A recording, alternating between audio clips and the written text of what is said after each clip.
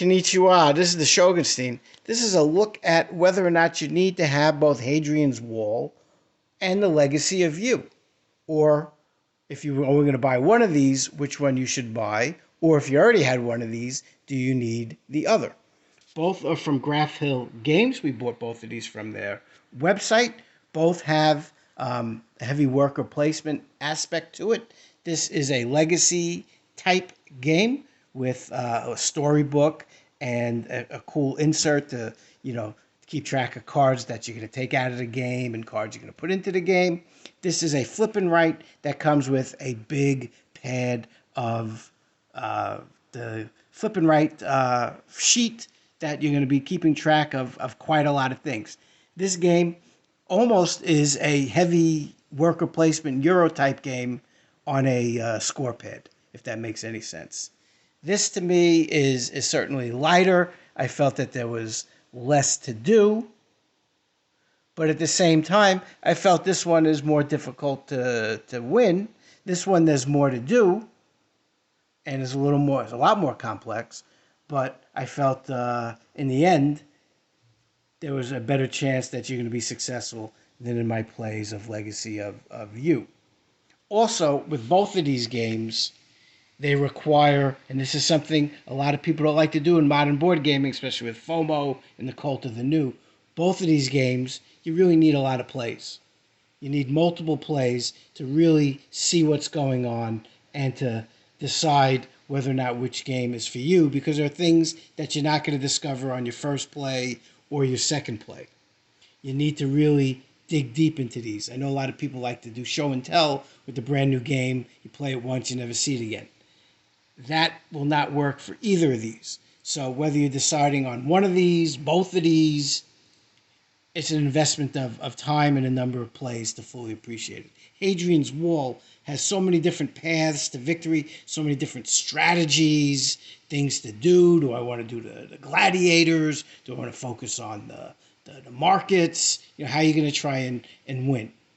Legacy of You, well, there are certain cards that won't come into play unless you've played and lost or won a few times, and that lets you put cards into the history and other cards come out. So there are things that you're not going to see unless you've played it a number of times.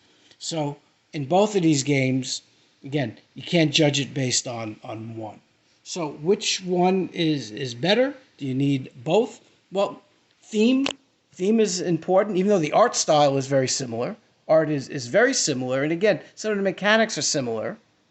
So some people don't like to have too many games that are similar. I got a lot of games like Splenda, Century Spice Road. There's a point where there's only so many engine building games I can have. So again, how many worker placement type games do you want? How many games do you want that kind of have the same feel? Again, even though this is China and this is Roman Great Britain. But again, the theme's important. Here again, you have the Yellow River, known as China's Sorrow, and the theme of trying to stop the flooding, building the canals. Here again, you're dealing with the people who aren't Roman trying to infringe on the Roman territory. So again, how many Roman-themed games do you have? How many Chinese-themed games do you have? That could make a decision as well.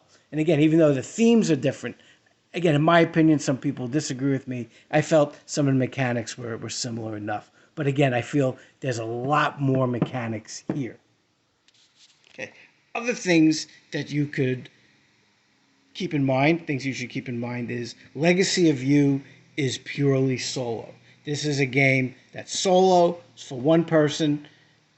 You're not bringing it to game night unless you go to game night and sit by yourself. Maybe you want to do some by gaming by yourself. Maybe you find a nice quiet place. Maybe you go to the library. So maybe you're in your house. So again, if you want something that is completely solo with no other way of playing it, Legacy of You. Hadrian's Wall, it's got a great solo mode. Excellent solo mode. But it also plays well at 2 players. Also plays well up to 6 players. So this is a game, especially since it goes up to 6, you can bring the game night. When you have more people there than usual, again, it goes to 6. Here, you're limited to 1. But if you're, like in the Muppet movie, a me party, then maybe this is a good option for you. If you're not only going to be a me party and you're going to have other people, then this is a good option. So when I play this, there's no chance, there's no playing with little Shogunstein because he can't play it solo. When I play Hadrian's Wall, we can play for two. And I found this game great solo, great at 2, great at 6. This is great solo, but it's only solo. This game is a tougher teach. Now, again, if you're only solo gaming, you're not teaching it to anyone but than yourself. But this game is a little harder to learn because there's so many things going on. So again, it's going to take multiple plays. But this one, right out of the box, you're not necessarily going to get it. You're not going to necessarily get it the second game. There's so much going on here. This, right out of the box, you're going to get it. So again, this was easier to learn and get right to the table. This one is more complex. That said, this one, again, I feel like I have a better chance of winning. This one, even with some of the defeats and adding new things to the deck, this one, I'm not even coming close to winning. But again, as you add more things, you can do more things, so your chances are going to increase. Now, solo, a big issue I had with Hadrian's Wall are the color issues. Based on my color blindness, the flip pad is difficult to read, and some of the meeples, especially the blue and purple, are difficult for my color blindness to tell apart. So if I'm going to solo this, it's going to be difficult because I can't tell the two meeples apart. Again, if I'm playing with other people, I can ask, hey, little show, see this purple, is this blue? If I'm soloing it, I can't do that. So again, if you're going to be buying a game for solo and you're colorblind, be aware Hadrian's Wall, not colorblind friendly. Legacy of You, very colorblind friendly. No issues with the colors at all playing this solo. So that's something else to keep in mind also. Again, both games take about 60 minutes. So you're going to have, in terms of game time, it's about the same. So to me, in the end, do you need both? Well, board gaming to me is a want versus a need. So no, I think you can absolutely survive with one or the other. I think Hadrian's Wall, again, this game's been around a little longer. There's so much here. I would find it hard to believe, unless you played this a lot of times, that you've run out of content with Hadrian's Wall. And then there are also some additional things that I saw posted on something called BGG, where there's some other variants and stuff you can do with Hadrian's Wall. So there's even more stuff. So there's a lot here. So if you already have Hadrian's Wall and you don't have the colorblind issues, you still got plenty of content in here.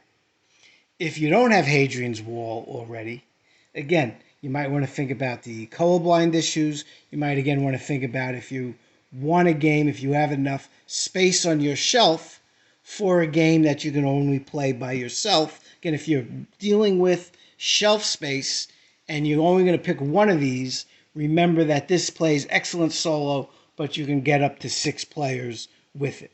This, you're going to have just the solo only. And I kind of compare this a little bit to another video I did earlier with It's a Wonderful Kingdom versus It's a Wonderful World. It's a Wonderful World plays excellent solo, but also can play up to 5. It's a Wonderful Kingdom was only 1 player or 2 player. Again, I only have so much shelf space. I already have an engine-building game. There wasn't enough of a difference between It's a Wonderful Kingdom and It's a Wonderful World to justify having both. So I kept with It's a Wonderful World because I can do it solo, or I can do it with 2, I can do it with 4, I can do it with 5. Here, in my opinion, even though the setting is different, the mechanics are, in my opinion, similar enough that you don't necessarily have to have both. But if you really like the theme, and I like the theme of Legacy of You, again, I have a side hustle in world history. I got it's a gig economy, and I got a side gig, and I really enjoy the early River Valley civilizations. I enjoy that time period.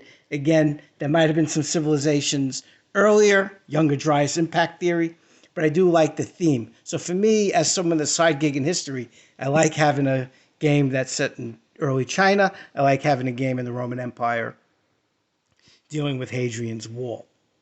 But if you're not a history side hustle guy like me, maybe you don't need both of these games because, again, in the end, they're very similar in some aspects of the worker placement. Again, this is flipping right.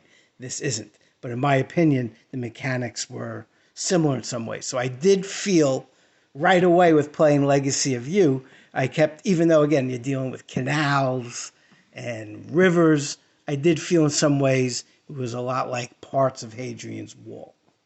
So, do you need both? I don't think you need both. Could you want both? Sure.